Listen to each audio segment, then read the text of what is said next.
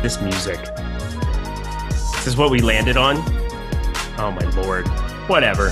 It's okay. We got MLB Live Before Lock, everybody. Welcome. Good morning out here on the West Coast. Almost good afternoon out there on the East Coast. I'm Eric Lindquist. Excited to be talking some baseball. We've got now 8 games for this main slate, I guess it would be considered, this early one that we have going. But first, we're going to be covering that 4-gamer for the evening as well, the quote-unquote night slate, according to other sites. But I'm excited to be doing my very first show with a guy that you guys might recognize from the NASCAR streets. I sure do, because if I didn't have him, I wouldn't have any knowledge of the sport whatsoever, that's for sure. Chris Pennell, how you doing, my dude? Doing good, Eric. Looking forward to today's show. Should be a fun one. We got 2 fun slates. Looks like we're going to have some weather concerns on both slates, but certainly looking forward to talking shop with you. Yeah, looking forward to it. Again, tell the people about your NASCAR experience as well, because you basically run the product. I've been seeing you here forever doing shows. Appreciate all of the work you've done there. Excited to have you in the baseball streets. Yeah, I know a lot of people don't know probably a lot about NASCAR. It's a pretty niche sport. Not a lot of people cover it, but I enjoy it. It's a lot of strategy, and every weekend looking forward to breaking it down with my man Jason over there. So a little bit of a change of scenery here over to the baseball streets, but hopefully I don't do too bad today. Oh, I don't know. But the amount of crashes I see at Daytona every time that I play that slate and chase money in that one, I think high variance is probably the right way of looking at everything across the board in MLB. NASCAR makes it fun. Guys, smash that like button, subscribe button, notification bell. You know the drill by now. We are just getting going here with the baseball season, less than a week into it. But that doesn't mean that you shouldn't be subscribed and checking out everything we have here. NBA is still going strong here. The play-in games. Once again, today, I'll be on Live Before Lock with Greg. Looking forward to talking shop there. Plus, lots of PGA content. PGA Live Before Lock coming on later today. That'll be my buddy Ben Raza, as well as Jason Roslin. So check that out as well. Let's get right to it, because we've got a lot of baseball to talk about. There's 4 games for that evening slate, or it would generally be your afternoon main slate, but because we have 8 games locking here in the early window now that St. Louis got rained out, we are going to start over there with Oakland, plus 165 at Tampa, 7.5 total here in this one. Frankie Montas, Shane McClanahan. I mean, Shane McClanahan is a guy that came on strong right away last season, 27.3% K rate, 4.60 xERA, 1.28 whip. Him alongside Frankie Montas. I have interest in both these pitchers. We're looking at a very rich environment in terms of pitching for a 4-game slate here. How do you rank Montas and McClanahan in this game? Yeah, I definitely can get behind both. Obviously, we don't have to worry about any weather concerns. And we did mention this 4-game slate, or at least I mentioned it. We do have some big weather concerns for the Robbie Ray game for Chicago White Sox and the Seattle Mariners. So if that ends up getting crossed off, you just have to kind of get more concentrated on these pitchers. And both these guys certainly have some upside. We'll start with Shane McClanahan going up against Oakland here, whose lineup, obviously they have gone up the one night versus Luis Patino when he was. I hated everything about that day. It was sadness, broken dreams. I'm still recovering. Yeah, sorry to remind you that he was like 25% owned on DraftKings. Absolutely killed it. Got pulled early on 6 pitches. Oakland ended up breaking the slate at 0.1% ownership. I mean, here's the thing: pitch count. I didn't really expect a whole lot from the pitch count, but this Oakland lineup, day in, day out, we're going to be targeting it. It's just the way of the world.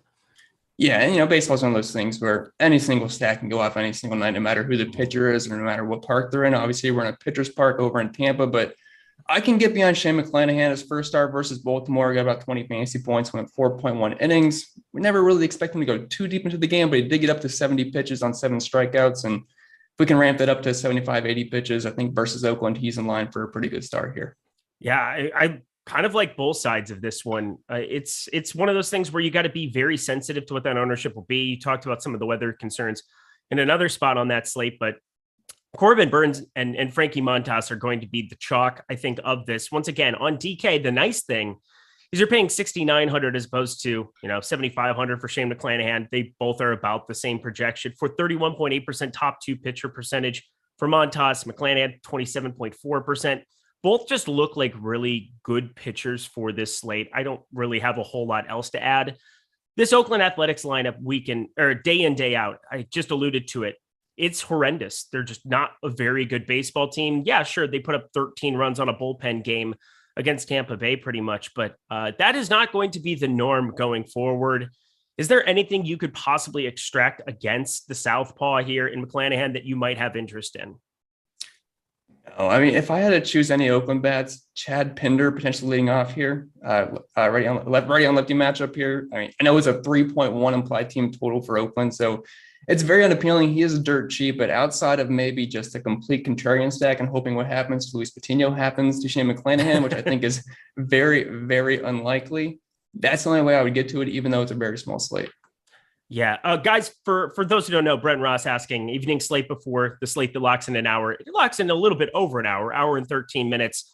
If people are watching the strategy show, or I guess in this case it's titled Live Before Lock because we are doing this live before lock, we want to get you guys baseball information for that four gamer. And then we're going to go back and we're going to cover all the way up until lock, every game you guys need to know. That way the people are tuning in just for those four games in the afternoon that aren't necessarily playing the early slate because they're at work or whatever else, whatever other reason, they have the opportunity to tune out after that coverage of the four games. So that's kind of the format for this entire show going forward for months and months and months. So just kind of be on the lookout. If you have any other feedback, just let us know if there's something else you'd prefer. But that's the way that it works here. So nothing really else to add there. Let's talk Tampa Bay, where guy in Brandon Lau, I'm over the field on every day ending in Y. I'm pretty sure I'm going to continue to be over the field on Wander Franco going forward. High buy in terms of a young prospect that just is showing he's it. Like Wander Franco is it. G-Man Choi from the left side.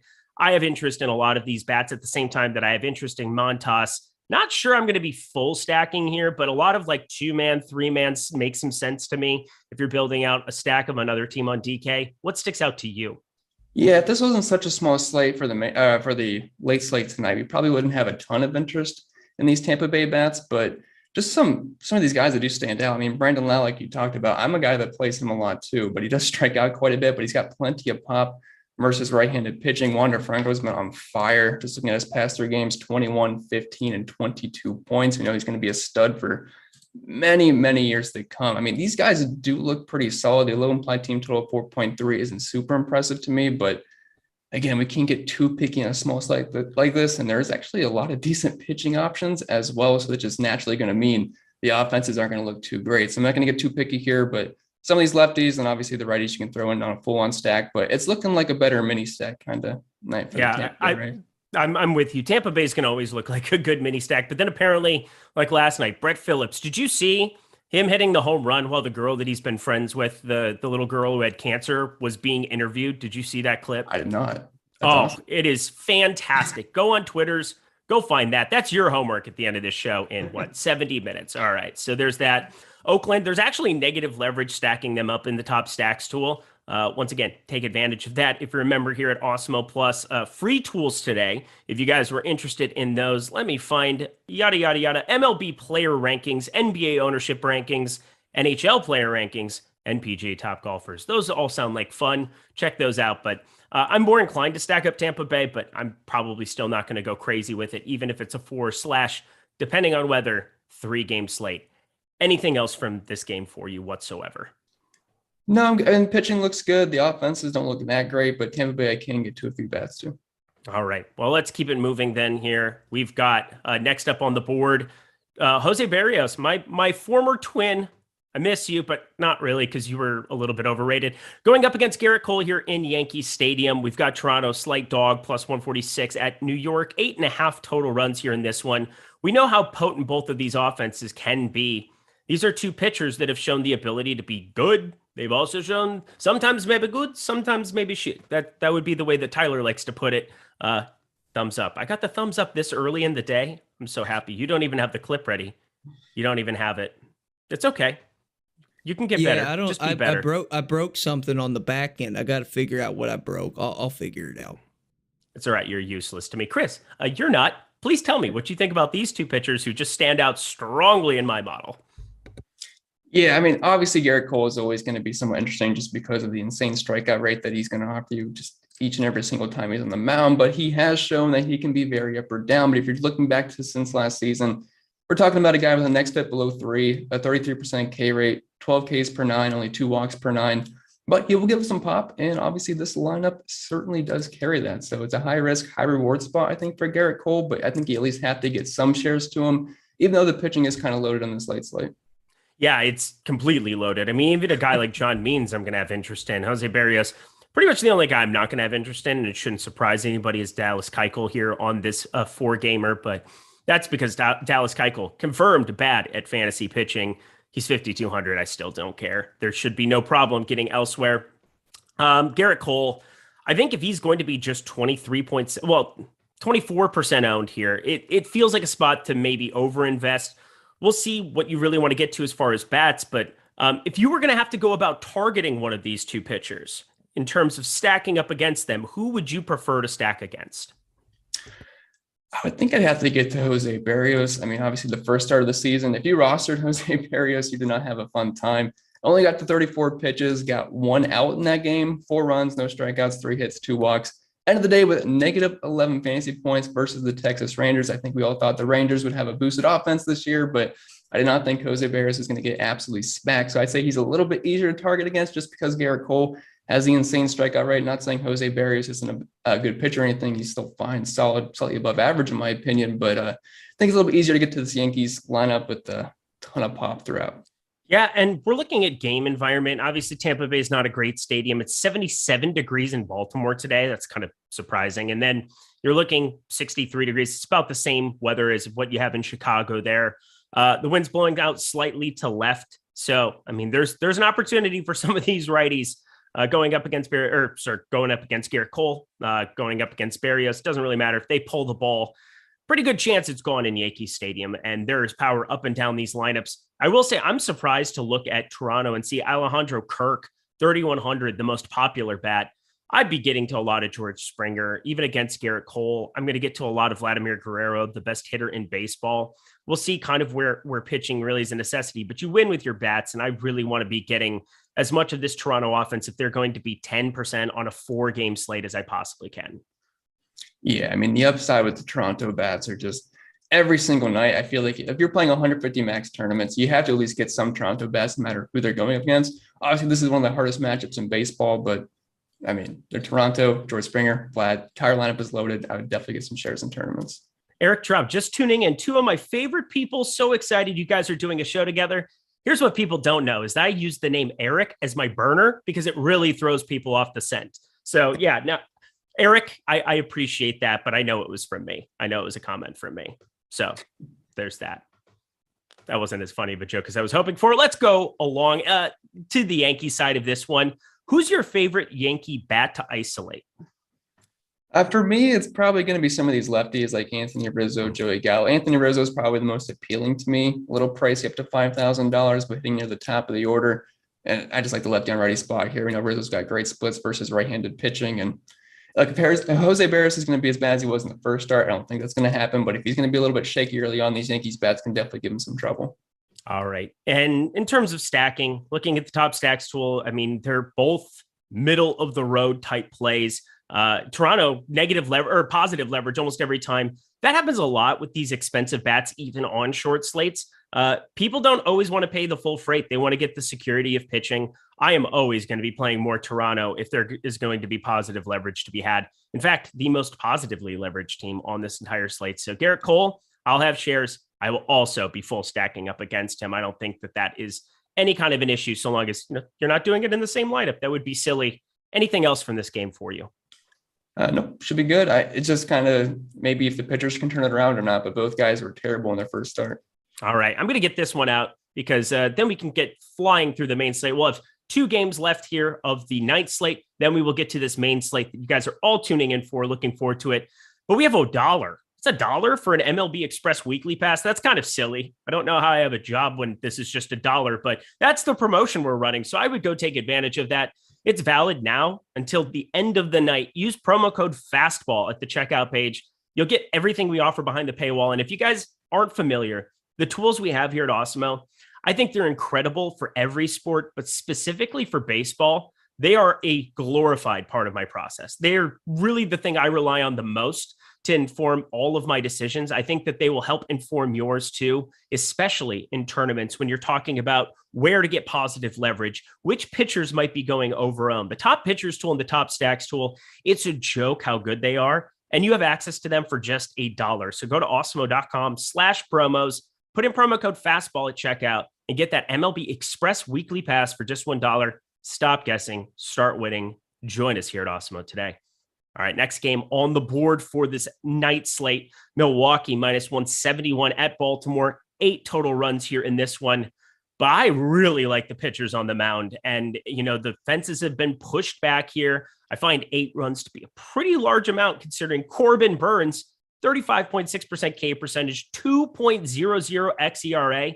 That's a silly, stupid number. John Means on the other side is no exact slouch either. Southpaw that I relied on quite a bit in DFS last season, limits damage. Even on this 4-gamer where you have great pitching in a number of spots, I'm going to find room to get contrarian and go with John Means here as well. But talk to me first about Corbin Burnes, the absolute stud of all studs.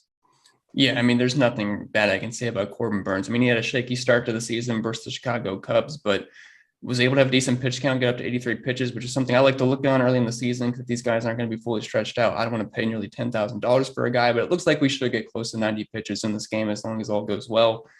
But, I mean, it's hard not to like him here versus Baltimore. Definitely not a team that you should be scared of. I mean, if you look at the payroll, I mean, they're obviously not spending it for bats. So, yeah, I mean, I can definitely get behind Corbin Burnes. I believe in the top pitchers tool. He's by far going to be the best option to get to the top 2 pitchers. So I don't disagree with that. He's going to be very heavily owned. Yes, but there's certainly a reason for that. Yeah, I think finding paths to Corbin Burnes, Robbie Ray in the same lineup shouldn't even be that hard. 9,600, 9,400 respectively, your 2 most expensive pitchers on the board. Again, there's upside up and down the spectrum here. And now also the first time through the rotation for a lot of these guys, we have an idea of what the pitch count is going to look like. So there's not as many unknowns as what we might have had for that first week of the season. Some people might not like that because if you're doing the research and you're finding pitch counts before the season or kind of trying to comp as close as you possibly could to spring training, there was a slight edge to be had here and there, or in some cases, massive edges. But I feel as though John Means is still a guy that I want to incorporate into my builds. Everybody outside of Keuchel, I think, is very in play on this slate. 19.7% top 2 pitcher percentage, 16.6% ownership. I know Milwaukee, it's going to be a run-of-the-mill offense. I think they're fantastic in terms of their division. They have a phenomenal ace on the hill and a number of bullpen arms that are just impressive. But as a lineup, I'm not overly impressed with them. I'm okay getting to shares of this team. But John Means, what's your interest level in him? So you're probably a little bit higher on John Means than I am. I know Milwaukee is drawing in a lot of ownership today, which I get it because it's Camden Yards. I'm not sure everybody knows they pushed the fences back, but they certainly did that. You did mention that earlier, but it looks like they're coming in as the highest owned stack right now, tied with the Seattle Mariners. But again, with the weather in that game, that could easily just get knocked off the slate, which would definitely boost Milwaukee's numbers up. They're the top stack over on the tools, but are negative leverage right now. So there's certainly better places to go in tournaments. And like you said, I mean, if you don't go on John Means, you're going to be going against the grain, which is always a good thing to do in baseball. Yeah, it's going to be something that I'm going to try to make a thing. I think that might be one of the larger stands I have is just trying to get to this lefty in Means. Guys, though, that would make it a hell on earth for him. Hunter Renfroe, a known lefty killer for sure, no doubt about it. Andrew McCutchen at the top end of this lineup. You've got Tyrone Taylor, who will definitely be in it as well. I think he's probably my favorite guy. He's 3,500, gives you some salary relief, but he's 20% owned. I mean, there's really nobody unowned outside of if you get Colton Wong, Christian Yelich, the guys from the left side of the plate. I'm not that enticed to try to get contrarian enough to go their direction, but who sticks out to you if you're trying to isolate a couple bats or full stack this Milwaukee team? Yeah, I mean, the guys you mentioned, it's hard to get away from. Hunter Renfroe, probably betting cleanup here already on lefty spot. Andrew McCutchen, he's been pretty solid to start the season. Willie Adames is the guy that I've used a lot this year. I feel like over on FanDuel, I've been playing the Brewers almost every single day. I'm not sure why. Was that? Yeah, it's unfortunate because Willie Adames is just, that guy. It's kind of like by necessity though, because it's kind of a silly tag and he's always batting higher in the order than I'm hoping. Right. I mean, he scored 18 points in the 10, 16 points last night. Did have him in cash last night. Did do well. But... okay. Just a quick little flex and moving on with your day. I barely cashed last night. Okay. I was just. But yeah, all the righties look pretty good. Although something I like to do in tournaments is people are afraid of the lefties. I don't mind throwing the lefties in because if you like the stack, you have to imagine the pitcher's not going to last too long and we'll see some righties in the bullpen anyway. So the entire lineup looks good, but they are going to be pretty chalky, which is always a little bit scary. Yeah, throwing it out for FanDuel people as well. This is a 3-game slate for you. You guys don't have access to the Tampa Bay game, I believe it is. You're looking at Milwaukee, Baltimore, Toronto, New York, and then the last game we'll get to Seattle and the White Sox. So in terms of for this one, Willie Adames is 44.4% rostered, projected to bat second. Again, he's just high up in this order this season. So That's what we're looking at going forward. Good times, good times. I can't believe how much utility he's had coming from Tampa Bay, because this power and this ability has just kind of showed up out of nowhere. I think he said it's something to do with the park over at the Trop. I For sure. How much is into it, but that's what he said. So I believe it, and the numbers can back it up. So I can buy in with him. Yeah, well, and Trop confirmed, not the best place to go hit baseballs, no doubt about it.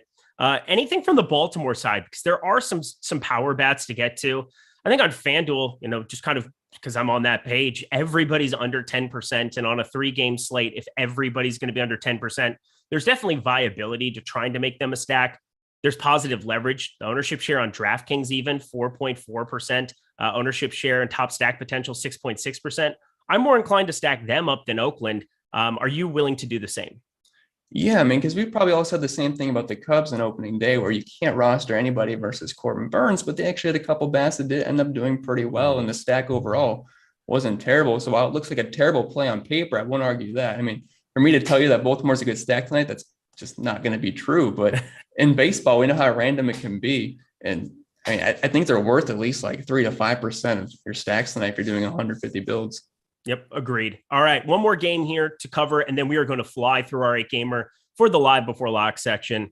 Looking forward to that. Smash that like button as we're jumping over. Once again, yeah, I get it, Dave. I'm a golf guy. I'm a basketball guy too. I mean, I started basketball, and that's my real baby. But also, I love the MLB streets. I mean, moved out to LA, and before the Dodgers were good 10 years ago when I moved here, or at least the level that they are now, you could get bleacher seats for like $5. I would just go out there, and that was my weekends. Those were great days. Fell in love with the game of baseball, and then DFS just makes everything better. Just a fact. Seattle plus 104 at Chicago White Sox. 9 total runs here in this one. Robbie Ray, my God, 32.1% K percentage, 3.60 xERA, 1.04 WHIP is really the surprising number from last season. He found something in Toronto where he just was limiting some of this hard hit data that had just been ruining his days over in Arizona. We've always known that the strikeout potential was there, and now he's limiting walks, doing everything across the board well. How do you view Robbie Ray compared to the other studs on this slate? Yeah, I mean, if there wasn't so many other good pitchers, I would say he's definitely a top target for me. But man, when you mentioned the walks back, and I remember rostering Robbie Ray back in Arizona, and if his slider was not on and he was just throwing fastballs down the plate, it was a bad day for Robbie Ray. But what's a little concerning is he did have 4 walks in his first start, but he did up to nearly 100 pitches. So I'm absolutely zero concerned about the pitch count or anything. He should be a full-on go. But the matchup versus the White Sox, as a lefty, it's not very appealing. I mean, we know for the past couple of seasons, they have a lot of guys that can smash left-handed pitching. I'm kind of hoping this game just kind of gets washed out so I don't have to worry about it and get tempted with Robbie Ray, because I do have my concerns, but I played him almost every single start last year, and it went pretty well. No, those were good times for you then. That's for sure. I wouldn't say I was late to the party. I definitely had concerns that eventually he was going to get hit, and he just never did. So those concerns are kind of alleviated here. 23 fantasy points first time out, as you said, 96 pitches. Really nice to have early season 96 pitches from anybody. This is a pretty limited slate. You had 83 out of Corbin Burns. Garrett Cole's a guy that I don't know what this is going to look like in the post-sticky stuff era. 68 pitches just for him. I think Robbie Ray, Corbin Burns, by far my 2 favorite pitchers to get to on this slate. And I'm not going to say John Means is my favorite, but I'm going to mix him in tournaments, no doubt about it. On the other side of this one, Dallas Keuchel is the most frustrating pitcher in DFS for me, and not because I roster him, but because it's just routine that I want to stack up against him, because every metric tells you to do exactly that. But he finds such a way to get ground balls and limit some of the damage that it's death by a million cuts, and not necessarily always with the long ball. He doesn't miss bats, 13.2% K percentage in 2021, but a 6.15 xERA. I can get behind that. That 1.09 whip, don't let it fool you. He did not pitch that well last season. How do you feel if this game does not get washed out, of course, in the Seattle bats going up against Keuchel? Yeah, something I can certainly go against, but it's just so annoying every single time Dallas Keuchel is on the slate, because it's like you said, I want to stack against him. I don't want to play him, but it feels like it never works out either way. I'm looking at some of his games last year. The strikeouts are putrid. 1, 2, 2, 3, 3, 1. It's just absolutely awful, but he doesn't usually get hammered. They'd have a stretch where he gave up 6, 5, and 5 runs, but this Mariners lineup, it's not too bad, and it's not like it's overly expensive or anything. So I wouldn't mind getting to a few of these guys. I mean, Ty France, Eugenio Suarez, in addition, over from Cincy, but he strikes out just about half the time, it feels like. Mitch Haniger, like, it's not too bad. Even Julio Rodriguez, if you want to get to that, I believe he's still, price has come up about $3,400. He's no longer free, but it's not a terrible stack. Yeah, Julio Rodriguez is going to be very good long-term. It's very rare when some of these top 3 prospects don't seem to work out nowadays. You just kind of expect it. Now, Kelenic has definitely not worked out.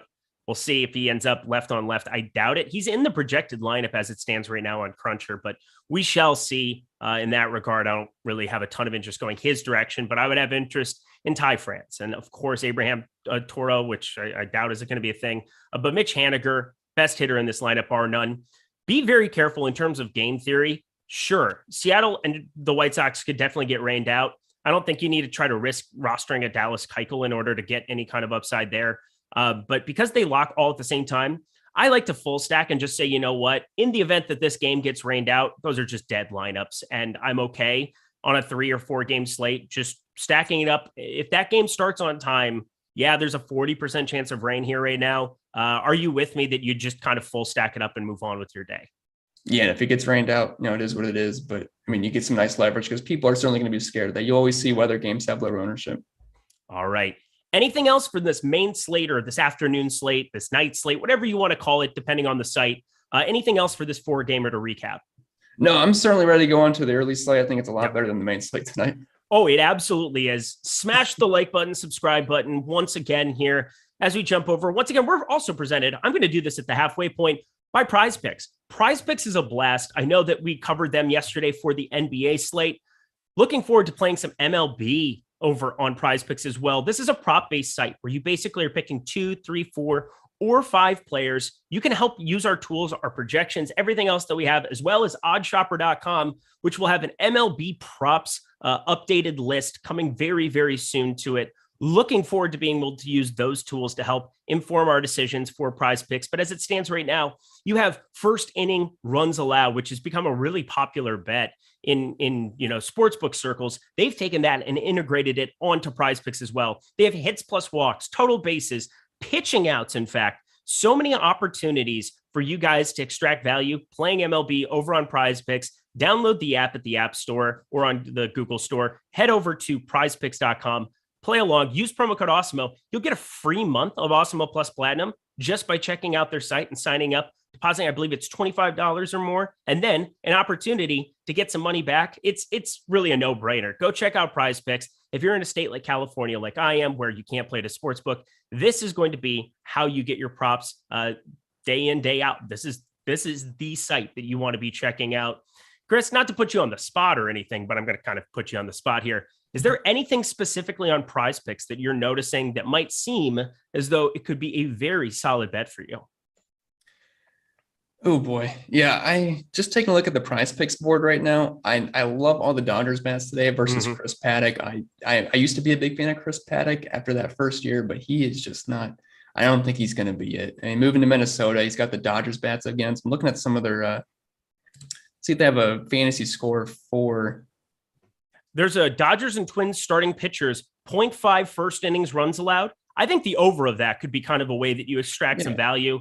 Looks, because they're in such a fantastic spot, sometimes they won't always have the hitters put up on the board there. They'll just be, staying away. You have Mookie Betts at 7.5. He'd be a hitter to possibly be buying on. Trey Turner, 7.5. That's another guy where there's so many ways that he can get there for you. A stolen base and a single does it for you. Trey Turner, more likely to do that than most others. So Mookie Betts, Trey Turner, play them both together. You can play up to 2 batters from the same team on PrizePicks. I checked that out yesterday. It was a lot of fun.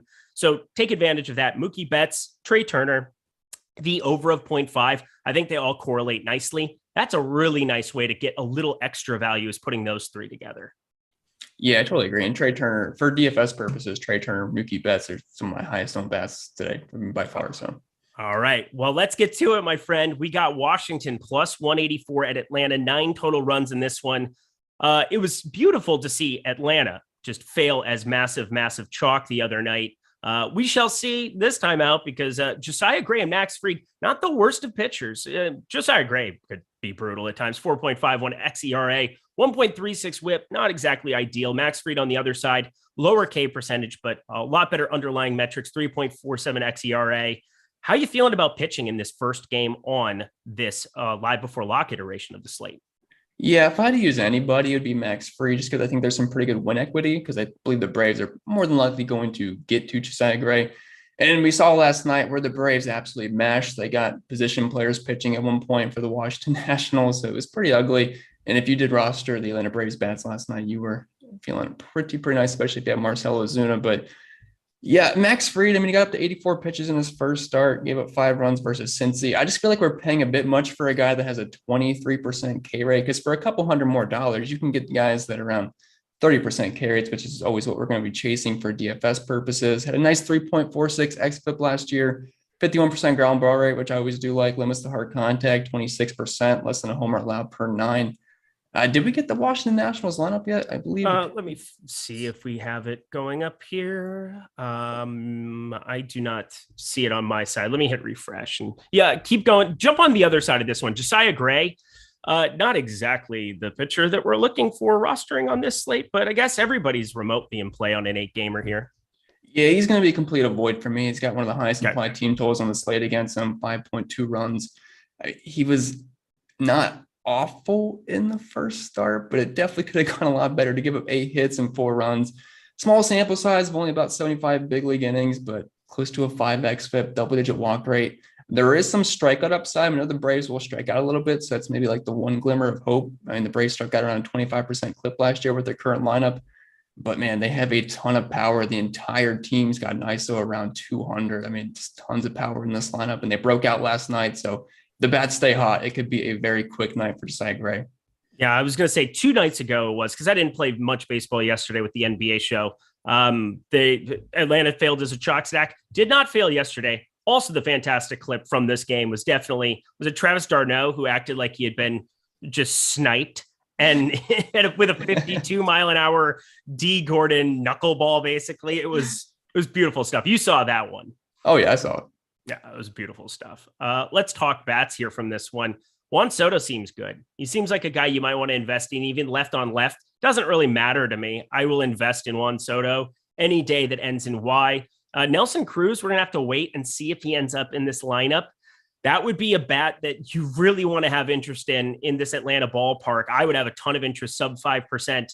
We'll see. We got to wait. That's why this Washington lineup hasn't come out yet. We've got Loco there in the chat, the news god himself, hanging out, keeping us apprised of everything. So I'm assuming they're waiting to see if Nelson Cruz can give it a go here in the DH spot. If not, such is life.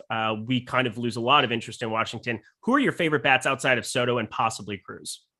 That's one of the big reasons I was wondering if the Nationals lineup came out, because if there's no Nelson Cruz, I think that makes it a lot easier for Max Fried today. I'm going to probably bump him up in my rankings just a little bit. But, I mean, outside of the 3 beefy guys here in Soto, Nelson Cruz, and Josh Bell, this is not a lineup that I'm super impressed with. I mean, Cesar Hernandez, if he's leading off $3,300, it's fine to get to. But if there's no Nelson Cruz, this is probably a lineup I'm going to avoid. And I'm not really on Max Fried, but it's just kind of an avoid spot for me where I don't really want anybody from it, but I don't really dislike anybody either. I think Maikel Franco, I could get to some shares of. I could find some ways, mainly because I'm just not that impressed by third base this season. I mean, look at this slate. Patrick Wisdom on DraftKings is your most expensive at 4,400. It's just a punt position, more so than I can remember just about ever. We do have, that was me grouping that by batting order. Rafael Devers, Jose Ramirez, you have absolute studs at the top. Austin Riley is always going to garner attention batting third for this Atlanta team. But then it's just not a very strong position, very top heavy, more so that I can remember most seasons at third base. If you drafted for your year-long teams, I think you're aware of some of the issues that can exist. Multi-positional eligibility, where you can play some guys second, third, works out pretty well for the year-long stuff. Not really applicable to us here in the DFS streets. Let's jump over to Atlanta. As you said before, they went completely nuclear. You have the likes of a Marcell Ozuna going up against Gray with some massive power. Eddie Rosario, hero of the people, former Twins great. Love that man. Ozzie Albies, Matt Olson, so many bats with so much power, but they're all so popular. 10% plus on everybody not named Alex Dickerson, who's down there at a lowly 5.3% on DraftKings. How are you going to get contrarian stacking up this Atlanta team that in the top stacks tool, 13.4% chance of being the top stack, but definitely going over owned? Yeah, for sure. If you want to get contrarian with these guys, you can either get different with your pitchers, which I'm not a fan of on this slate, because there's like 4 pitchers that I'm rostering. Everybody else is kind of just a middling option to me. But just even like stacking the back half of this order, like there's nothing wrong with loading up on the likes of Adam Duvall, Dansby Swanson.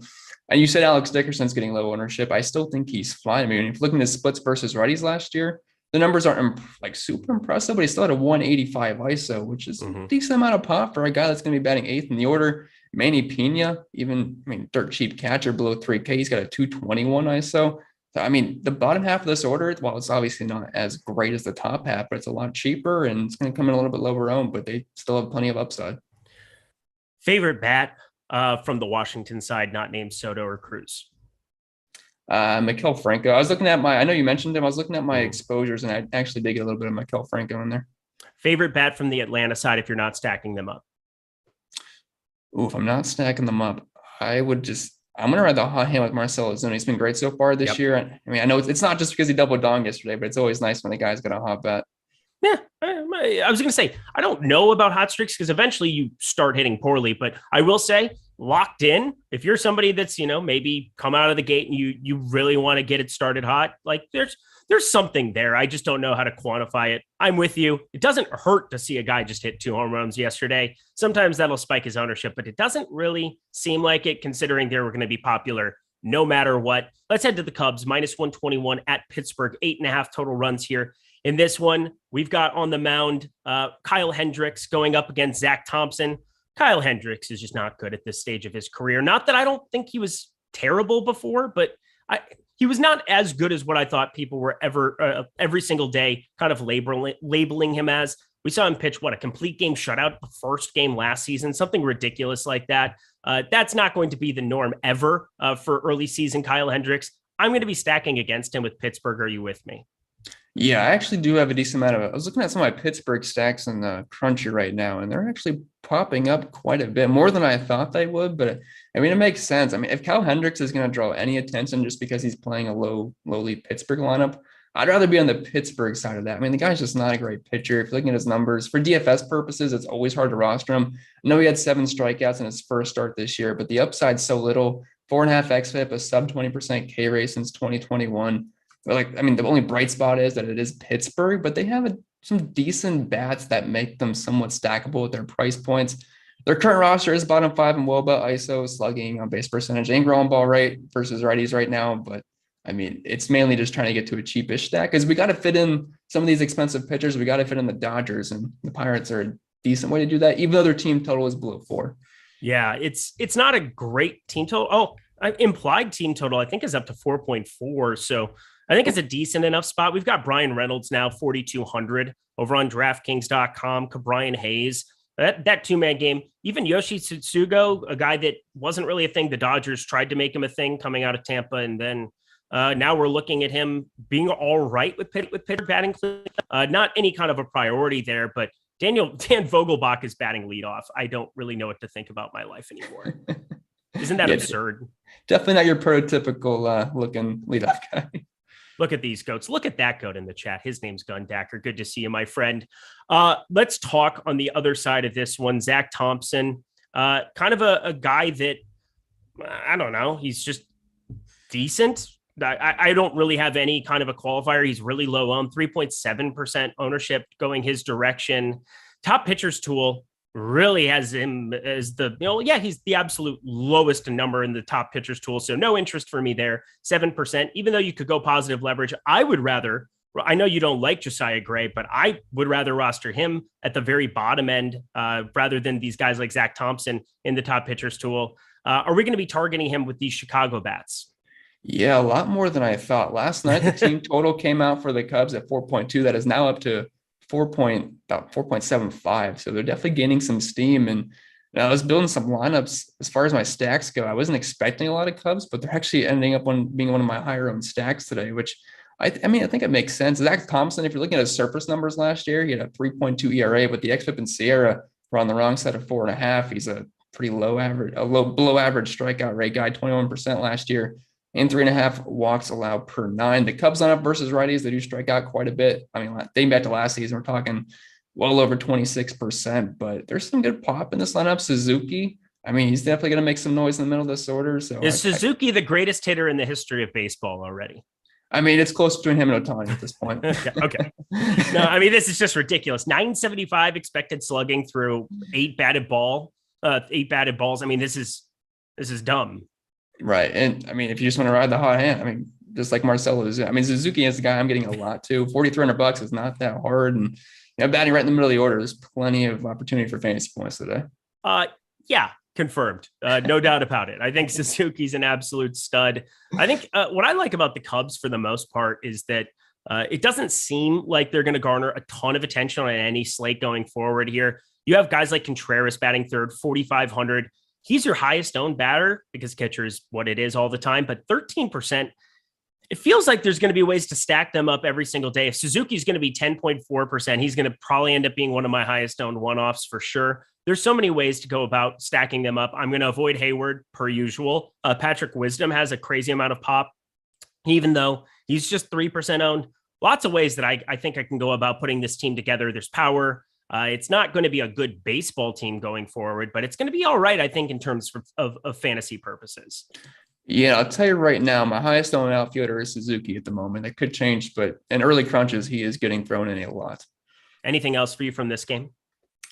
No, I definitely a big fan of the Cubs side. The Pirates, I'm just getting to as far as like cheap snacks to fit in some of the studs, but Brian Reynolds, Brian Hayes, and Yoshi are the three most I'm getting the most to on the Pirates side. All right, Tristan McKenzie. Mr. McKenzie, good to see you. 27.5% K percentage last season, 4.42 xERA here. Cleveland, Cincinnati, Nick Lodolo. Well, I didn't put his triple A numbers in. I just decided to go number 7 pick in the 2019 draft. So somebody tells me he's supposed to be good. Do you have any hope for this individual today for DFS purposes? Well, as you can see, I got the Cleveland and I guess Guardian shirt now. So I might be a little bit biased here as we talk through this game, but yeah, Lodolo's numbers in the minors, man, 38% K rate, had a very high ground ball rate, which is a big plus in the hitter's park at Great American Small Park. So, I mean, he's definitely got some upside. The Guardians don't really strike out too much, and they've been on absolute fire. They've scored double-digit runs in 3 days in a row now. So it's definitely not appealing if you look at it from that point of view. And you have Jose Ramirez, you have the best player in baseball now, and Stephen Kwan over there. It's just on absolute fire. So I wouldn't say it's an easy spot for Lodolo, but he is cheap enough, and you believe in the talent. I mean, the upside is certainly there. Yeah, I think so too. And the top pitchers tool looks like it's pretty flat in terms of his expectation. 13% top 2 pitcher percentage, 12.3% ownership. As I'm going through some of this, he had a 2.31 ERA, 0.97 whip at AA last year. That's tough for me to just have a direct comp, but they selected his contract. Feels like he's good to go here. Is there any kind of a pitch count idea that you have for Nick Lodolo? Because I'm looking to find something as we're talking about him, and I don't see anything set in stone. Yeah, I spent a while last night just searching Twitter and all these pitchers' names to see if we could get any idea of how far they're going to go. And I was not able to find anything. So I'm assuming it's not going to be anything too short. I mean, they've been saving him for this time, so I think we should get at least 60 pitches out of him, hopefully. But I have yet to see anything confirmed on as far as pitch count goes. All right. We just got word as we're talking about this game. Isn't it beautiful when this happens? Start of the game will be delayed due to rain here on Wednesday. I don't know what that means. I think that, I mean, it looks like the weather is going to stay terrible here as it sounds. I'm looking around at some weather sources and it's just not, it doesn't look ideal. Maybe this is a close to stay away, which sucks because I had interest in Lodolo, and Tristan McKenzie is a guy that just strikes guys out in terms of K rate down there at the very bottom end. It's hard to find a guy 7K with this amount of upside. Sure, he's 1 start into the season. Didn't exactly go ideal, just 47 pitches. But if you're trying to find savings, I mean, there's only so many ways to go about doing it. It's Hendricks, it's Paddock, who I can't even palate that. The Lodolo and Thompson, I would going to avoid like the plague. So I actually had some McKenzie interest, even at a low pitch count of 55, 60. But now I think you just got to be staying awake entirely from this game outside of maybe some Lodolo shares. One thing I do want to mention about McKenzie's pitch count, it was not an actual start for him. He came in for relief of Shane Bieber. So I think there might be upside for at least more pitches out of him. And he does have electric stuff. The only problem with him is that he's very inconsistent. I mean, about a 27% K rate last year, but 12% walk rate. 50% fly ball rate and can allow some power. And this is definitely not the best park for pitchers, especially like Tristan McKenzie. But if he's on his game, I mean, he could easily strike out 8+ guys. But the problem is we have no idea if these guys are even going to play this game. All right. We just got the Washington lineup. I'm hitting refresh here as we're going along here. I'll recap that one at the end of this one. I know that this game's in a delay, but I feel like we should at least talk about the bats here. Jose Ramirez seems like a great target at third. Kwan apparently just gets on base every single day. I'm not going to say ending in Y because apparently I've been saying that too much. So we'll just say that he's Kwantastic. He's amazing. What are you doing with the Cleveland bats in this one? Yeah, I mean, they've been on fire. Like I said, they've scored at least double-digit runs the past 3 games. I mean, I know they've been not facing the best pitchers in the world, and Lodolo definitely has upside, but this is a great place to hit. A lot of these guys have some pretty strong splits versus left-handed pitching. I mean, Jose Ramirez, just got the bag, $125 million, and he has certainly been playing like $125 million player. I mean, absolutely.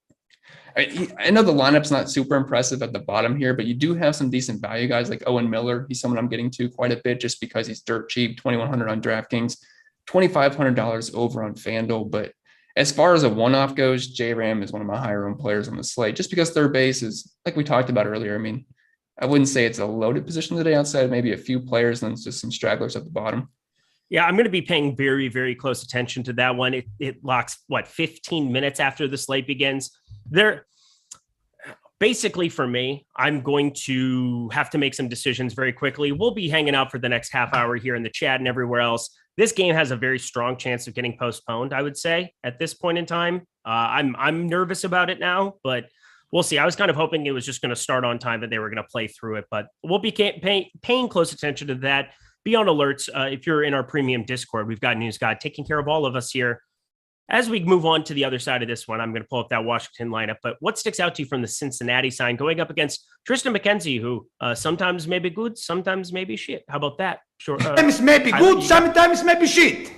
There it was, my guy. We're back. We are back. Chris Pennell, how do you feel about the Cincinnati side?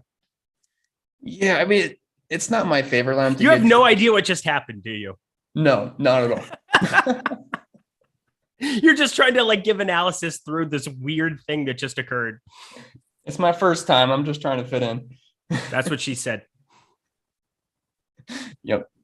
Anyway, we'll go with the Cincinnati Reds here. I mean, these guys do have some pop, but they do strike out quite a bit. We're talking about a 25.2% K rate versus right-handed pitching last year, and they did lose Jesse Winker. They lost Eugenio Suarez, which is kind of free strikeouts with some pop-up side. But losing Jesse Winker was definitely a big hit to this lineup. I mean, he just absolutely mashed versus righties last year. But, I mean, some of these guys still have some good power. Jonathan India, 202 ISO. Tyler Naquin at 229 ISO. Tyler Stevenson, I prefer versus lefties. Joey Votto was absolutely elite last season and your 350 ISO versus right-handed pitching. So, while it's not the sexiest lineup out there, it's definitely a lineup that I think could get to Tristan McKenzie if he doesn't have his top level stuff.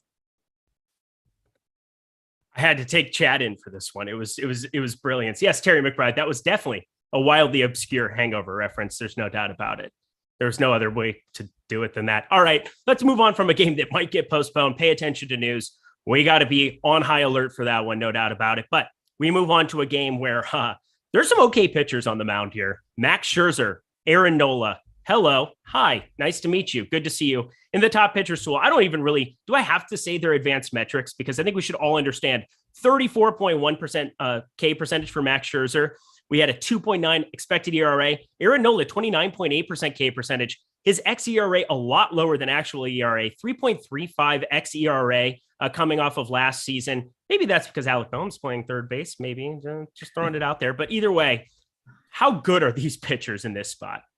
Yeah, they're pretty good at baseball. I mean, it's hard to argue against the talent here. The only thing I'm going to say that's bad about them is that I'm kind of getting to the cheaper pitchers, ones we're going to talk about in a little bit, because I'm trying to afford Dodger stacks. I'm trying to afford Braves stacks. I mean, like we talked about, they are pretty expensive. So I am not finding myself getting to Scherzer and Aaron Nola as much as I thought I was going to last night when I saw who was pitching. But I mean, obviously you can't argue against these guys. Both guys were around 80 pitches in their first start, 20 fantasy points for Max, and Aaron Nola had a fine game as well. He had a pretty soft matchup versus Oakland. Did give up a couple runs, but I mean, both guys are fine. It's just a matter of being able to afford them, depending on what kind of stacks you're going with. And I wouldn't say the matchups for either of these guys are very easy. I mean, Scherzer going against that Phillies lineup, I believe Rhys Hoskins is out of the lineup, but they still have plenty of guys that can give Max trouble. We know Max is a big fly ball guy and can allow a little bit of power. Did limit that to a degree last season, but a guy like Kyle Schwarber, Bryce Harper are certainly some of the top home run threats as far as being contrarian today. Larry C with a great point there, because News Guy just posted Baez got scratched here from the Detroit lineup. We will get to that game here. Boston, Detroit, I think is next up on our sheet. Yes, it is. We will get there for sure, but appreciate you guys keeping us apprised of the situations here on the Live Before Lock show. 27 minutes still until lock of Washington, Atlanta. We will get there, no doubt about it. I think with the fly ball rate that we've seen over the years for Max Scherzer, you can extract a one-off if you really want it. It's only 7 game slate on the DraftKings slate, 9 for FanDuel. So it makes it a little bit different. Obviously, we lost St. Louis, Kansas City, so that makes it 8 and 6 respectively. But anything you're trying to extract going up against Scherzer in this one?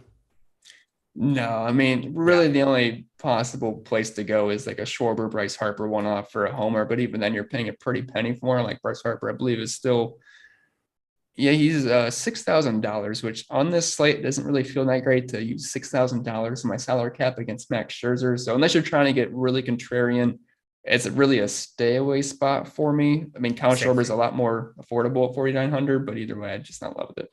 And Mets side against Nola. If I were going to try to target, I mean, once again, his advanced metrics are even better than his overlying ERA last season, that being Aaron Nola's. Lindor from both sides of the plate, Nimmo. I think Brandon Nimmo, you could probably get some shots of 3,700 over on DraftKings. Peter Alonso, we know the kind of power that exists there. Starling Marte, you were really paying the freight 5,500. Looking at the top stacks tool, the Mets actually 9.1% top stack percentage, the most leveraged team outside of Boston on the entire slate. I'm talking myself into hitting the button to get more Mets in my life. Should I be doing this? I mean, I can understand it. Aaron Nola is not the most lockdown pitcher. I mean, he's obviously very good, but it's not to say he can't have a bad game. And we've seen good pitchers so far this year have bad games. So, I mean, the Mets lineup is solid. I mean, besides Starling Marte being absurdly expensive, $5,500, it's not really hard to stack these guys up. But for me personally, it's almost a stay away situation. I mean, if I'm building 150 lineups, so if I'm doing 1 to 3 max, there's probably no chance I'm wasting those on the Mets today. But do have a positive leverage score. I don't mind it because the bats are good. This is a good lineup and there's plenty of pop here, but it's just a matter of how contrarian do you want to get today. All right. Love it. Oh, Terry McBride. Dude, you're doing fantastic. I was going to say the Tourney strategy article. I mean, it's an early morning. I mean, out here on the West Coast, I was up at 6 a.m. starting to go through this thing. It is a pretty crazy little slate because the pitching options at the top end here in Scherzer and Nola are so good to me. And they just make so much sense. We have Eovaldi in this phenomenal spot now. No Baez in the lineup. I think that'll segue us to the next one. But anything else from Mets Philly? No, it has a very good chance of being a good pitcher's duel. And if it's not, there's going to be a lot of busted lineups because these guys are going to carry a little bit of ownership. For sure. Yeah. No doubt about it. Let me double check their FanDuel tags here as well, because that's always kind of an important distinguished situation. 11K, 10.5 Nola, both 7% and 4.7% respectively. So not a ton of ownership. If you had to play one in tournaments, who do you prefer? For me, it'd be Max Scherzer. Same. I mean, he's going to be popular, but I can trust him. I feel like a little more than Aaron Nola. All right. Let me jump over to Boston, Detroit here. In this one, we've got Baez getting scratched, which I think definitely matters.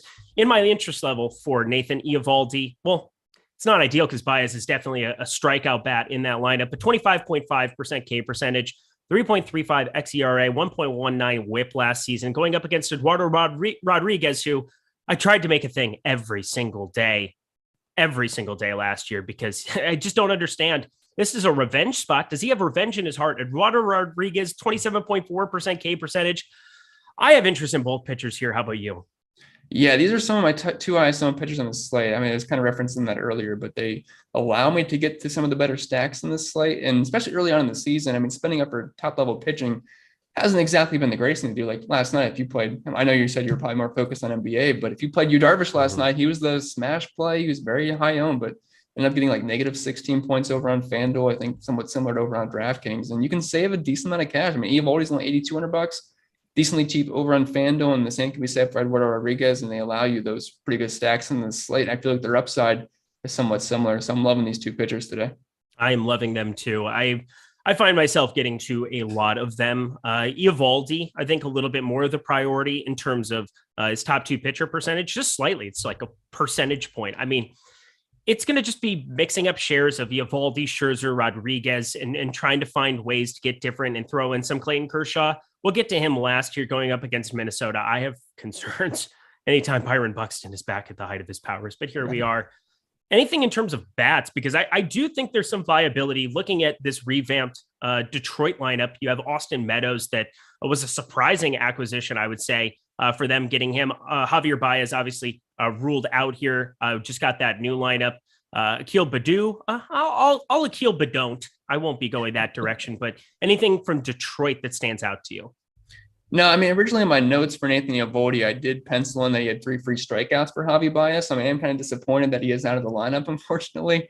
But, I mean, the Detroit Tigers, I mean, there was a point last year I kept using pitchers against them, and they kept ruining me each and every single time because they were actually surprisingly good. And obviously, the addition of Austin Meadows is a pretty big boost for them. I mean, he's a guy that's got a 283 ISO versus right-handed pitching last season. It's still not an elite level lineup, but it's certainly improved since the past couple of seasons when it was always a pushover matchup to always use a righty versus the Detroit Tigers, but they'll still strike out to a degree. And I'm not a huge fan of the bats, but I will say Nathan Eovaldi's looking like he's going to be the highest owned pitcher on the slate now. He's certainly been picking up steam, and there's obviously leverage to be had with the Detroit Tigers. I'm going to play a little bit of Austin Meadows. I think I'm going to throw him as a one-off. That's pretty much all I'm going to be doing, I think, from the Detroit side of things. Looking at the top stacks tool, I mean, they're in middle of the 3.8%. Yeah, they're just completely at the very bottom end. Yeah, sure, there's a little bit of positive leverage to get to on it. That's always a case that could be made. Exact same situation we had with Oakland, and look how that worked out for everybody who took that shot. I'll take a couple stacks in a 150, but I'm not going to be going overboard whatsoever. I would rather get to Minnesota. I would rather get to Washington in terms of getting positive leverage, and I'd sure rather get to Boston on the other side of this one because you have a Boston team going up against Eduardo Rodriguez. And we've definitely seen this movie before where Eduardo Rodriguez ends up popular and he ends up getting blown up very, very early, gets in a walk problem, has a number of ways that things can go south on him, especially when you look at guys like Kiki, Trevor Story, JD Martinez, Rafael Devers, doesn't matter which side you're throwing from, he can hit it. And it's just a lineup that at the top end, I have a lot of concerns for Eduardo Rodriguez. Just, I'm not going to go overboard with him, but I want to get to some of these bats. How about you?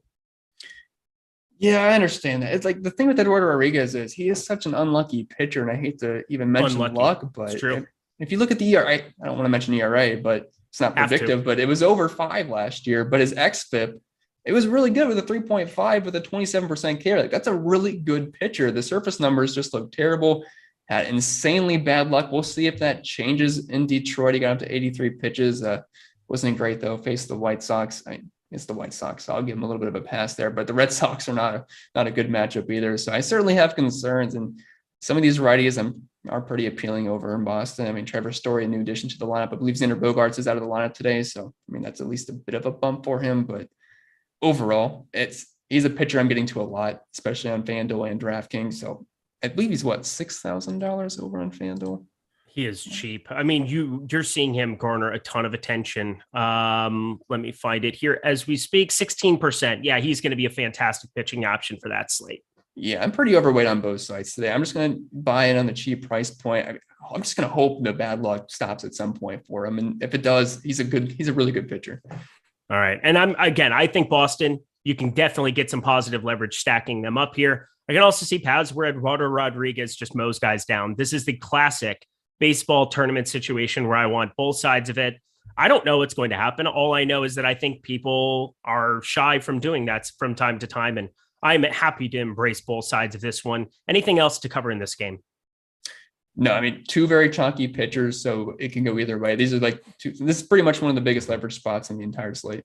Yeah, 3 games to go, 18 minutes to cover. If we go a tiny bit over, obviously there's just the one game, Washington, Atlanta, that locks at 12:20 Eastern time. But we have a text service going here. It's called the MVP text program here at Awesemo. you text 1-660-656-4417. That'll be put in the chat because God forbid we have to remember 9 digits. I don't even remember my wife's cell phone number. I mean, that's just kind of the way that it is. But you get 1 year of Awesemo Plus Platinum when you sign up today, texting that number. You will be entered to win a year of Awesemo Plus Platinum. Sorry, important caveat there. We also have 50% off the weekly pass discount available for anybody in the MVP program. So make sure to take advantage of that offer. That is 660-656-4417. Text that, awesemo.com/text. Check it out. All right. 3 games to go. We will get there. We will have plenty of time to cover our favorite pitchers, our favorite stacks on this slate. Clayton Kershaw, Chris Paddock here. Dodgers, Twins. We are seeing the Twins at home here. Dodgers -165 favorites here, so road favorites in a spot where this game had weather concerns yesterday. I see no weather concerns here today. That's a plus. Well, I mean, it's going to rain, but they're going to play through it, I'm assuming. And that's good because Clayton Kershaw, he's a guy that in 40-degree weather here, wind's blowing out to center, but I don't really care. He's standing out in the top pitchers tool. I have concerns that, I'm going to definitely stack up Minnesota on the other side in a couple lineups, but I feel as though he's the most secure pitching option on the board, not named Max Scherzer. Are you with me? Yeah, I agree. And you're getting a little bit of a discount there too. And his numbers, while he's not the old Clayton Kershaw, where I believe way back in the day, we had to pay nearly $14,000 for Clayton Kershaw. So it's certainly not like that anymore. But I mean, last season, 29.5% K rate, 2.8 xFIP, only 1.6 walks per 9. And I know you mentioned earlier with Byron Buxton, this is not the easiest matchup versus Minnesota. They did add Gary Sanchez, Gio Urshela, have Carlos Correa, but he's not in the lineup today, which I think is at least a little bit of a bump for Clayton Kershaw here. But yeah, the big concern is, I have in my notes here, Byron Buxton absolutely murders left-handed pitching. So if he can get around Buxton today, he should have a solid game. I think there's a lot of win equity for Clayton Kershaw. I believe he went around 75 pitches in a sim game last week. So if we can get 80 plus pitches and Kershaw's efficient, we should get those 5+ innings. And you have to assume he leads the game with the lead. Let's talk the Chris Paddock experience. Not a great major league experience. I don't really know what made him such a highly regarded prospect from the get-go. He's 6'5". Maybe it's the long flowing locks of hair. Maybe there's something to be said about this, but as it stands, he doesn't walk guys. That's the nicest thing I can say about him, because 47.4% hard hit percentage in 2020, went to 42.7% last season. So a tiny bit of improvement there. xERA of 4.73. He improved a little bit from 2020, from the 5.16 xERA he had as a mark there. But he's just not a very good pitcher, and I don't really know what I'm planning to do. Obviously, the Dodgers have the best, or one of the best, depending on how you look at it, lineups in baseball. 14% top stack percentage, but my God, are they negatively leveraged, because everybody wants to target Chris Paddock here in this one. I'm not sure how to go about stacking up the Dodgers in a unique way. Do you have any notes or tidbits on a way that I can do that? I mean, just to get different, the easiest way to go about it is just to say to try to get to the bottom of the order. But even then, these are guys that are still going to pick up ownership. You had Cody Bellinger, who's been terrible, but he's still dirt cheap at $2,600, and people are still going to play him. And if you just leave off a guy like Trey Turner or Mookie Betts off your stack, you can somewhat get different. But the best way to do is probably just try to get different with your pitchers. So if you're doing a Dodger stack, making sure you leave off guys like Nathan Eovaldi or Eduardo Rodriguez might be the best way to go to it, and maybe get some of those weird pitchers on this slate. Like if it wasn't going to be a potential rainout, Tristan McKenzie or Lodolo would be decent options to pair with the Dodgers stack, but it's going to be insanely high owned, and they definitely have some negative leverage today. Yeah, and the guys who are unowned, Gavin Lux, he was the most highly regarded prospect for the Dodgers in a long time, and hasn't worked out to this point. We've seen flashes from him.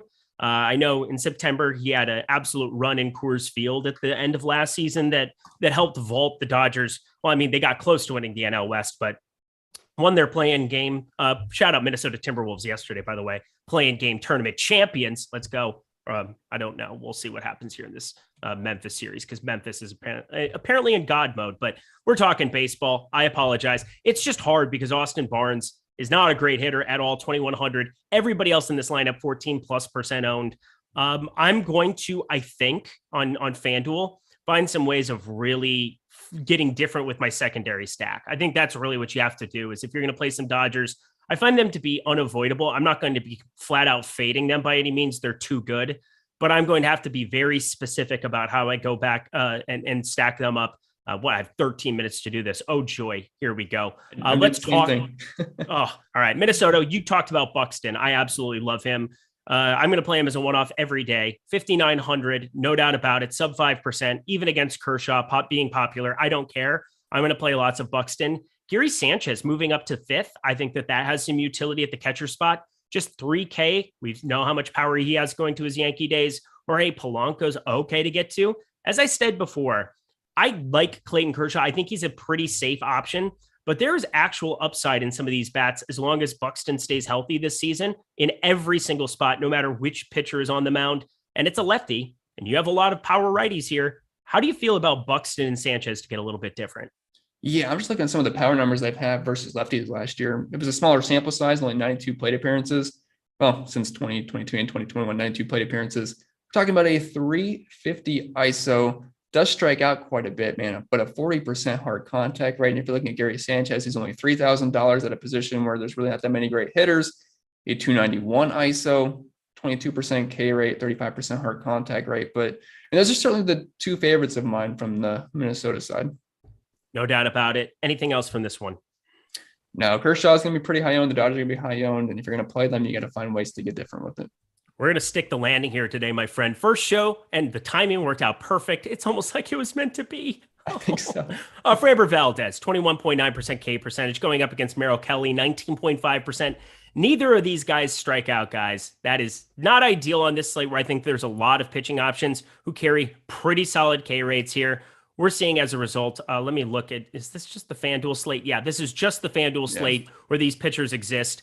I don't really have a whole lot of interest. Merrill Kelly, actually the lowest in the top pitchers tool, so don't roster him. And then in the event of Framber Valdez, 5.2%, you can always target Arizona. I'm okay with that, but at 10K, I think we can do better. What do you think about those two options? Yeah, I totally agree. He's just insanely expensive. He's never really a guy that I play. Like, he's always really expensive over on DraftKings. No, he's on the DraftKings slate, but 10K on FanDuel was expensive over there. Like, he's a good real life pitcher, 3.5 xFIP, but that 22% K rate just isn't too appealing for a guy that's going to be 5 digits in price. The one thing he's amazing at is being the ground ball god, 70% ground ball rate, like a 14% flat ball rate. So he keeps it on the ground. He's never usually going to get blown up. And this is a soft spot versus Arizona, but it's just, he's too expensive for, and with all the great pitching we have, just give me the guys with higher strikeout rates. Absolutely with you here. Not really anything to talk about from pitching in this one. But hitting wise, there's definitely some notes to be had in this one. We've got from the Houston side guys like Kyle Tucker. We don't have this lineup yet, but going back to last season, I can't remember a player that I played more than Kyle Tucker day in, day out. I feel like one of the most underrated hitters in all of baseball. Not even remotely close. He's always batting middle to back of the lineup. Batting 6th is his projection here today. I will have tons of it here. We got to wait to see if Alvarez is going to be in that lineup. I think he will. He's got the injury designation next to him on Cruncher here. Alex Bregman, Jose Altuve, number of guys garnering quite a bit of attention for the FanDuel slate. All of them above 14%. Even some of these guys like Michael Brantley, contact guy, 2,900. Who sticks out to you from the Houston side? Yeah, I'm building some crunches right now, and I am getting quite a bit of Houston, but some of these lefties do look pretty good. I'm pulling up their projected lineup really quick, but Michael Brantley, I mean, if we're going to do shows together, you got to know he's my favorite player in baseball. So I got to know what? Who's your favorite? Michael Brantley. Michael Brantley's your favorite player in baseball. Oh yeah. Why? Ever since he was with Cleveland. And then he's just a pure hitter, man. He doesn't strike out. I know he's not a big power guy, but you know what he also doesn't do? Win you tournaments. Hey, there's always that one day where he gets a homer every once in a while. Yeah, when is that? Is that like a solar eclipse every 8 years? Yeah, I mean, there's like that 3 times a year where he's worth the playing tournaments.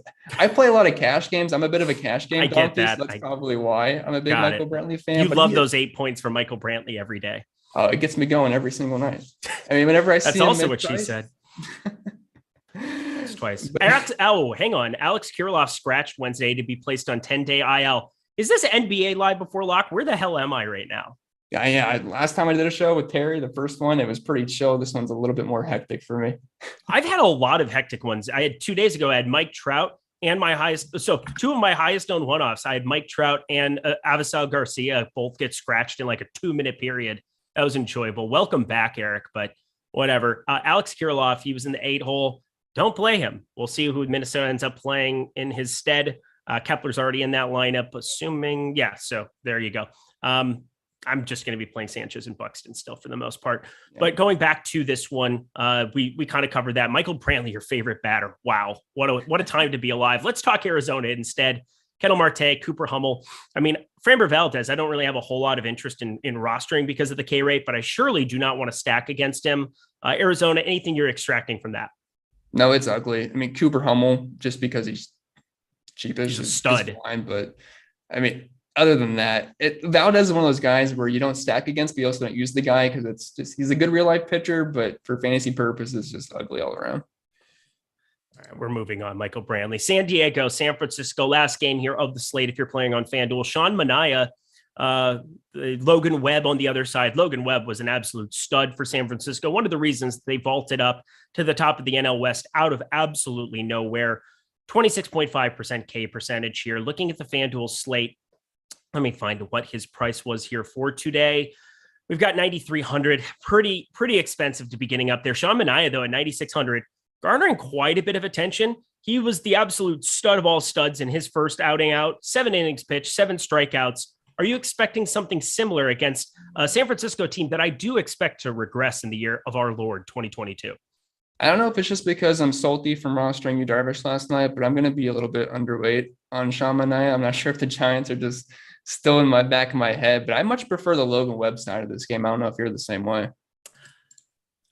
I think I am too. I think I'm probably, I'm not going to be going nuts with it, but it's kind of an ownership thing too, where it's like, do I expect Sean Manaea 9,600 to basically do what he did last time out? No, I do not. And I do expect San Diego, at the same time that I expect San Francisco to regress. This San Diego lineup without Tatis is hot garbage. Oh yeah. I mean, even Alex Cobb last night, I believe, ended up getting 10 strikeouts. And I think I can trust Logan Webb even more than that. I mean, Logan Webb was the guy that was really, really great at the end of the last season, and guy's a really solid pitcher. And Padres lineup without Tatis is not something to be scared of whatsoever. They're getting mowed down, it seems like, almost every single day.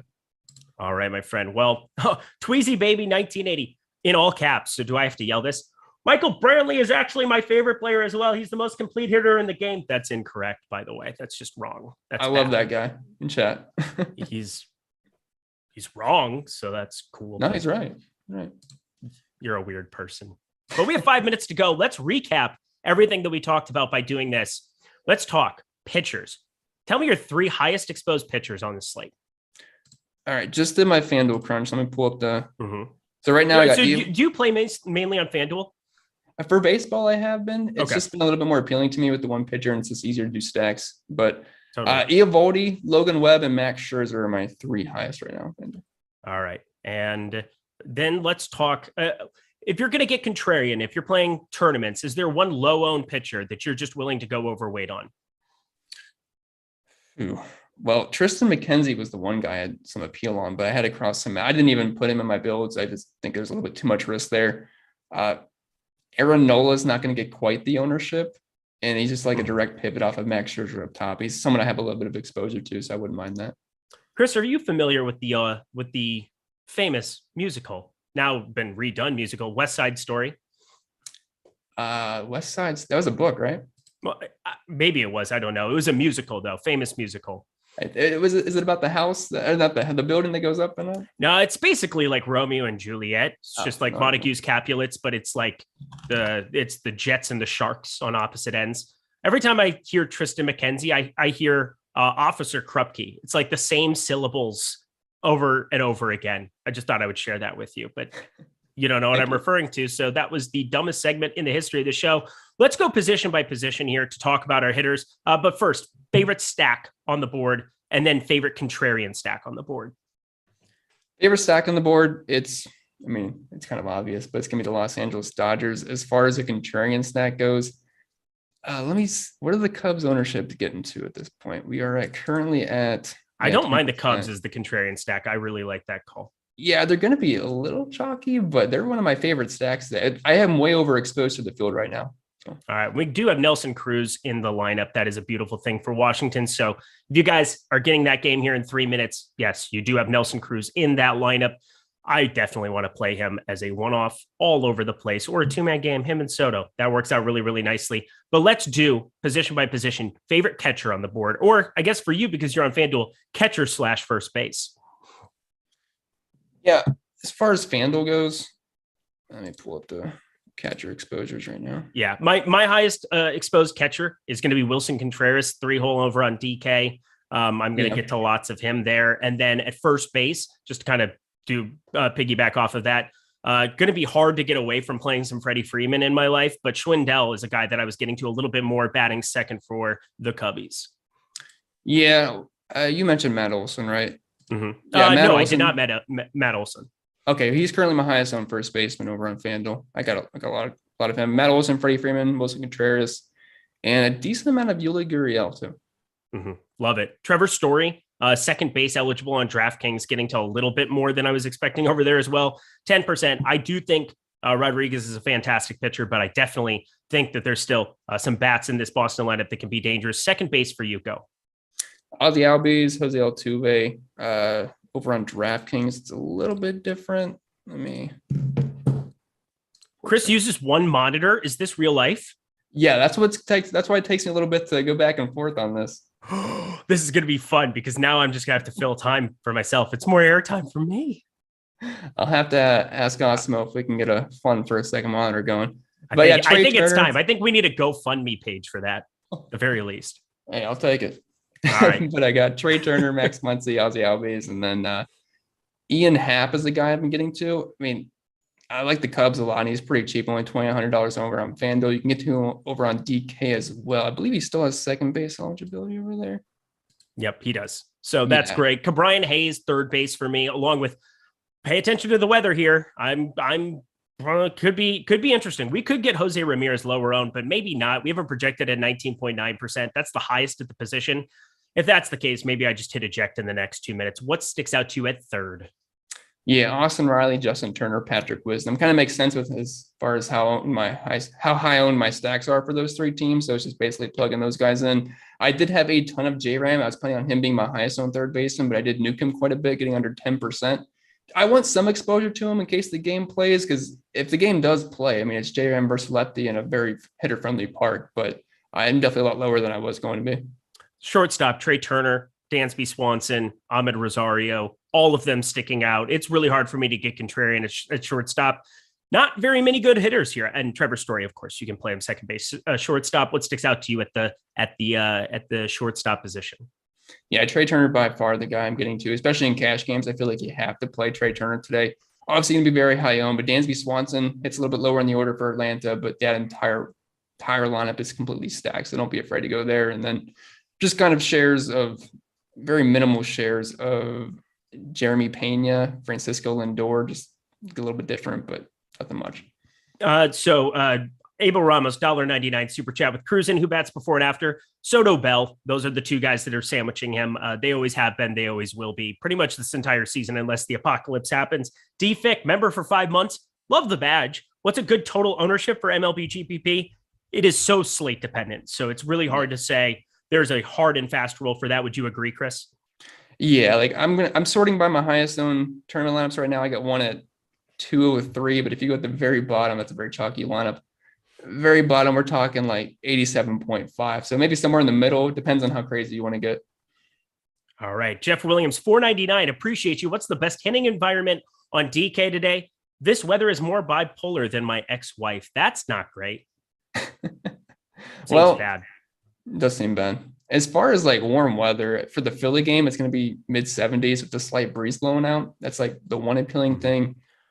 But you have Max Scherzer and Aaron Nola on the mounds. Again, that's why I think the Mets are a team that I'm actually okay stacking up a little bit more above expectation, if you will. That's for sure. Well, let's round this out, Chris. Round out the first live before lock show of you and I together here. Obviously, we've hit lock, but one game locked. We're fine. Outfield, who are your favorite hitters to get to? Yeah, I mean, obviously Mookie Betts is going to be at the very top of the list, but I like some of these Pirates and Cubs. I like Suzuki a lot. I believe he's my highest owned outfielder currently over on FanDuel. Yeah. Oh, let's go. Let's get weird. I absolutely love it. I absolutely love this show, Chris. Any final words for the people as we get out of here? Anything from the NASCAR streets you want to plug for yourself? Yeah, NASCAR's gonna be fun this weekend. We have a Sunday night race. I believe it's gonna be on an island. I'm not sure if there's other sports going on, but for me, it's the only sport going on. And we got the dirt race at Bristol. They're gonna be on dirt instead of just a regular track. So if you're gonna try out NASCAR DFS, and if you like chaos, this is a pretty good weekend for it. I love chaos. Oh yeah. It's my Joker impression. It was bad. But here we go. 5 p.m. Eastern time, NBA Deeper Dive. That'll be Alex, the boss man, alongside Adam. Looking forward to that. I'll be on NBA Live Before Lock. I'll be doing the NLS alongside my buddy, Greg Ehrenberg. And then PGA Live Before Lock. That's at 8 p.m. Eastern time. We got Jason Roslin and Ben. Tyler, he's going to be putting in the work all day long. We appreciate Tyler Zander there. He is sometimes maybe good, sometimes maybe shit. Oh, I thought you were going to hit the button. It's fine. He's Chris. He's awesome. I'm Eric. I'm okay. We'll see you guys later.